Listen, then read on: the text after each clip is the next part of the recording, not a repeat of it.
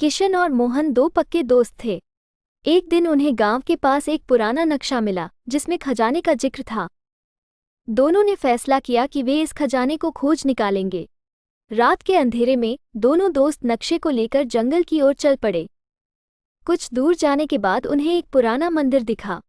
नक्शे के अनुसार खजाना इसी मंदिर के नीचे दफन था। दोनों ने मंदिर का दरवाज़ा खोला और अंदर दाखिल हो गए। मंदिर के अंदर एक गुप्त दरवाज़ा था जिसे खोलने के लिए एक खास कुंजी की ज़रूरत थी। नक्शे पर एक पहेली लिखी थी जो कुंजी का सुराग देती थी। पहेली को सुलझाते हुए किशन और मोहन ने मंदिर के मुख्य स्तंभ के नीचे एक छुपा हुआ बॉक्स पाया। बॉक्स में वही कुंजी थी जिसकी उन्हें तलाश थी। कुंजी से दरवाज़ा खुलते ही एक लंबा और अंधेरा रास्ता नजर आया। दोनों ने अपनी टॉर्च जलाकर उस रास्ते पर चलना शुरू किया।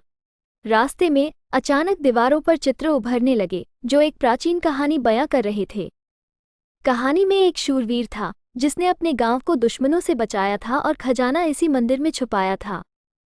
रास्ते के अंत में एक बड़ा कक्ष था जिसमें एक पुरानी तिजोरी रखी थी। तिजोरी पर एक और पहेली लिखी थी।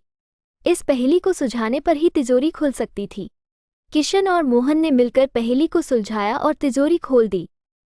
तिजोरी में सोने, चांदी और बहुमूल्य रत्नों से भरा हुआ खजाना था।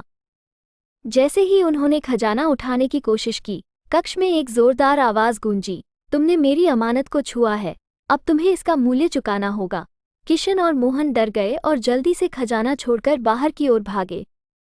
बाहर निकलते ही मंदिर का दरवाज़ा अपने आप बंद हो गया। दोनों ने फैसला किया कि वे अब कभी भी इस खजाने की ओर नहीं लौटेंगे और किसी को भी इसके बारे में नहीं बताएंगे। इस कहानी से हमें ये सीखने को मिलता है कि लालच बुरी बला है और हमें हमेशा सावधान रहना चाहिए कि हमारे जिज्ञासा और लालच में हम कोई गलत कदम न उठा लें।